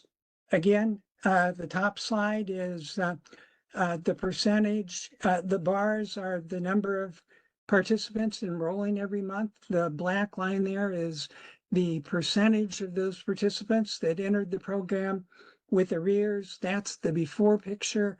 The after picture is down in the left-hand corner. The bars, again, are the number of TAP bills that are being issued on a monthly basis. The black line is the percentage of those bills that have arrears of 90 days or more. So we've taken through TAP a very payment troubled customer and offered them an affordable bill, and the bill payment improvement, the improvement in bill payment patterns has been dramatic. The next slide. This is a slide I want to skip. The next slide. This shows that what's happening in Philadelphia is what's happening in New Jersey, what's happening in Pennsylvania as a whole. TAP is the low-income program. There is a comparison group, the non-TAP low-income program, low-income population. These are the bill payment coverage ratios for those two populations. And you can see that just across the board, both at the 12-month mark and at the 24-month mark, the people who are receiving affordable bills are paying at a much higher rate. At 12 months, they've improved their payments by 30%. At 20, and by the end of 24 months, the improvement in payments on an annual fiscal year basis is between 30 and 40%. The next slide. This is really the important slide too, or an important slide too. This shows that not only do TAP participants pay more of their bill, but it shows that they pay their bills on a more accelerated basis. The top chart there shows the amount of bill that's paid by the end of 1 year in the first 4 columns there. The percentage of bill paid by the end of 2 years. If you focus in on that 72.5% and then go down to the bottom table here, the bottom table is what was happening with collectability in the years before TAP. And you'll see that the 72.5% was the collectability after 1 year. In the years before TAP, there wasn't a fiscal year of billing that generated 72% of collectability until 4 years. You'll look at fiscal year 14, fiscal year 13, fiscal year 12. You'll see that PWD did receive 72% of their bills paid, but they only received 72% of their bills paid after 4 years. If you look at the collectability after 2 years, you'll see that the collectabilities that are being achieved through TAP were never achieved in prior years. Let's skip ahead a couple of slides. I'll keep telling you to. Piesco found the same thing. I'm not going to talk about Piesco. There was a pilot program in Colorado. It found basically the same thing. Next slide. I'm going to go to the slide with the payment plans. The next slide. Next slide. All of these have notes that when you receive the presentation, you'll see what these charts show. The next slide.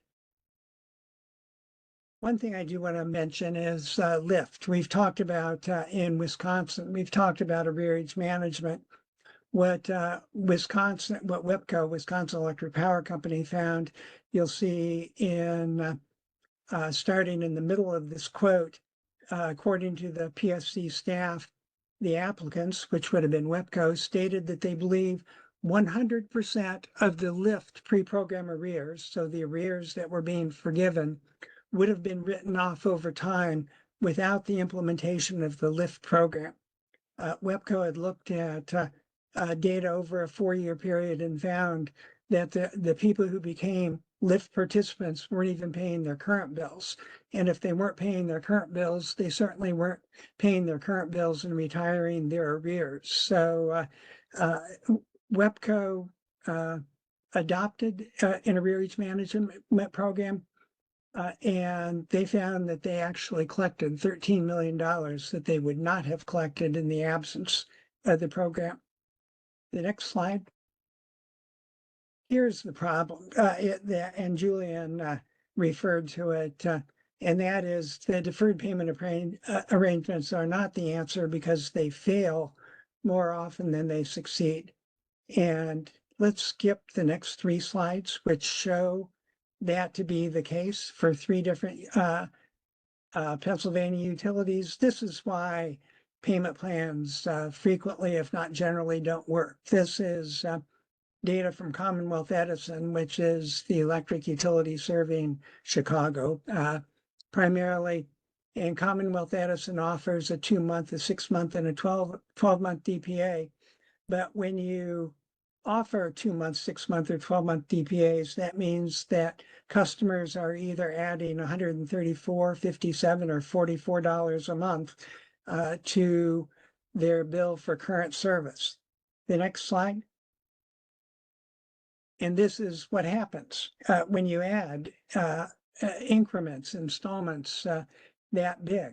For multifamily heating customers, if somebody entered into a DPA, you more than doubled your bill just to pay your past due amount. If you're a single family home that's heating, you increased your bill by 40%. If you're a single family home, non-heating, with a 6-month DPA, when you enter into that, the installment increases your bill by 60%. So you're taking somebody who couldn't afford their bill to begin with and fell behind, and you're responding to that non-payment by increasing the bill anywhere from 40 to more than 100%. And that doesn't really make a lot of sense. And the last slide shows why it doesn't make a lot of sense. This is the ratio of defaulted deferred payment arrangements to new deferred payment arrangements.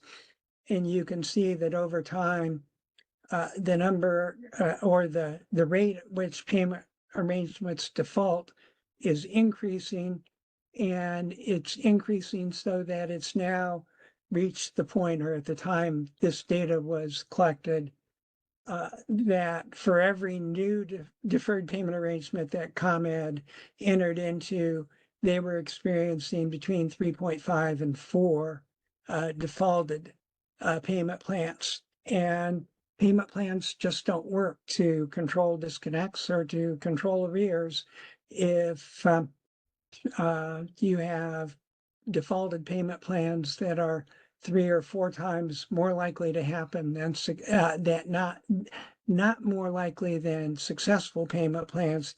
This is more likely to this is the ratio of defaulted payment plans to new payment plans. If you compare the ratio of defaulted payment plans to successful payment plans, the ratio would be even dramatically higher.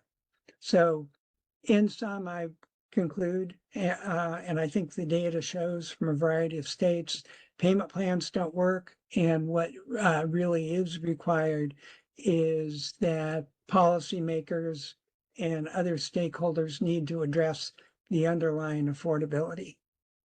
With that, I'll be quiet. We're past noon here, but. Yes, thank you so much, Roger. I really do appreciate all of the graphs you shared, the information you shared of what different states are doing. Really helpful for us to put that into perspective. And then like Roger mentioned, his presentation comes with notes, very detailed notes on what each of the graphs mean. And those will be provided as well for your viewing following the meeting. I just wanted to take some time really quick and just thank all of our presenters. Just sincerely thank you guys from all of us here at the PUC for sharing your expertise, your insights, your research, what you've been working on, innovative solutions that you're working on in your own states, and just providing us some clear pictures of challenges you're facing and how utility disconnection policy or advocacy is helping that. So again, just thank you from the bottom of our hearts. I know you guys didn't have the most time to present, but again, we really do appreciate you taking your time and energy to provide or to help us with this presentation and just providing perspective. I just want to, if there's anybody left on this chat, if anybody has any questions, I know we're well over time.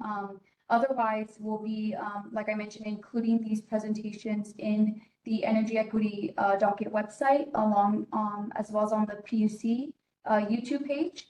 And they should have their contact information on there as well. So you guys are more than able to reach out to the presenters directly for any specific questions you may have pertaining to any policies or charts or anything like that. And I just wanted to open it up and see if anybody had any pressing questions or any last minute words they wanted to add.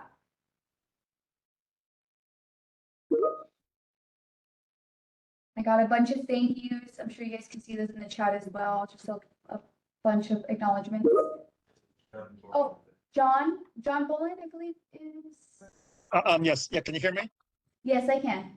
Oh yeah. Just again, a comment. Like I said, for the disconnection, like I mentioned in the comment section, I've been looking at 3 case study examples for Molokai, and one of them was actually disconnected from Hawaiian Electric for 21 days. And again, the key there was, we did a home energy audit to look at the root cause of the high electricity bill, and then they were able to make the adjustments to lower it, and we were able to reduce it by 40 to 63%. That way, again, they can lower their monthly bills. Just a comment. Yeah, thank you. Thank you for sharing that, John. We appreciate it. And I believe he said he linked it, so that's available for you guys as well. Did you have another question, John, or was that just the hand from earlier? Just want to make sure. Oh, okay, perfect. So he lowered his hand. Amazing. Again, everyone, thank you so much for taking the time. And I apologize for the technology, the issues in the very beginning of the meeting, but it looks like we're all resolved. And big mahalo to all the presenters, and just amazing information was shared with all of us. Thank you. Any other questions? All right. Well, we'll conclude this meeting. Oh, sorry. I'm completely forgetting about the last slide. Thank you, Lika. We have some next steps and looking ahead, just so for some clarity. I'm going to give the update about what's happening with the Hawaii State LIHEAP Working Group. We've got some great news. There was a House crossover update. It looks like the bill got crossed over to the House, so it's looking good. The LIHEAP Working Group is continuing to meet regularly, and we have a meeting scheduled for next week on Friday, March 7th. Please do not hesitate, seriously, do not hesitate to reach out to Karina. Email address is below if you are interested in learning more. If you want to join the next meeting, please reach out to her and let her know. And then next steps, and looking ahead in the Energy Equity Docket in 2025, we recently announced that we have our community engagement consultant on board, and that's Guild Consulting, to develop an outreach and engagement plan strategy for this docket and beyond. We'll be exploring some options for working towards solving issues in the tracks over the course of this year. And as always, public comments are encouraged. I'm sure we'll have some more information for you guys in the next few months, but just wanted to give you an overall update of what's going on. And again, appreciate all of your participation, your engagement, and just your attendance today. Thank you all. Thank you.